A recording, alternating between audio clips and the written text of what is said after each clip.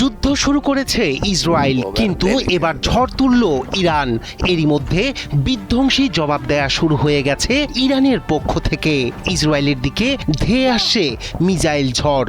ইরানি মিসাইলে লণ্ডভণ্ড হতে পারে পুরো ভূখণ্ড।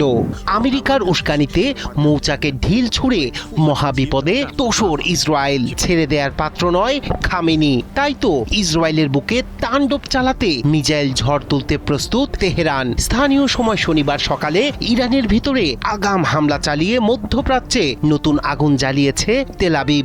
জরুরি অবস্থা জারি, শহর জুড়ে বেজে উঠেছে সাইরেন।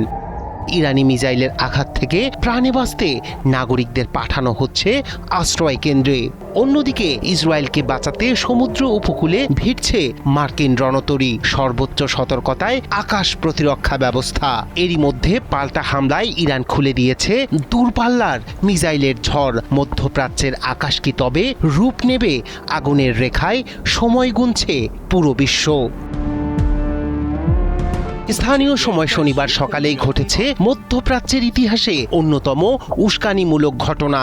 যৌথভাবে ইরানের ভূখণ্ডে আগাম হামলা শুরু করেছে ইসরায়েল ও আমেরিকা। হামলার তথ্য নিশ্চিত করেছে প্রতিরক্ষামন্ত্রী ইসরায়েল কাজ।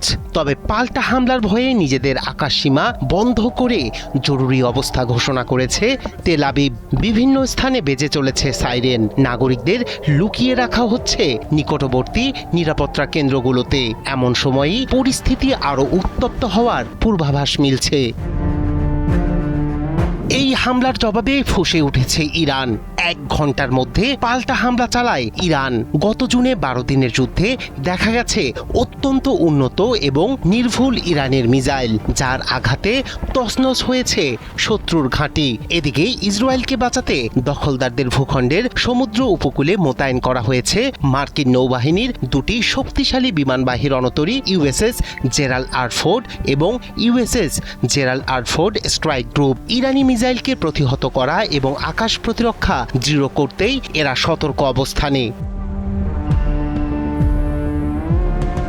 কিন্তু হাজারো প্রতিরক্ষার মাঝেও ইরান যদি একসাথে বহু মিসাইল ছোড়ে, তবে ইসরায়েলের আকাশ প্রতিরক্ষা ব্যর্থ হবে বলে স্পষ্ট করেছেন বিশ্লেষকরা।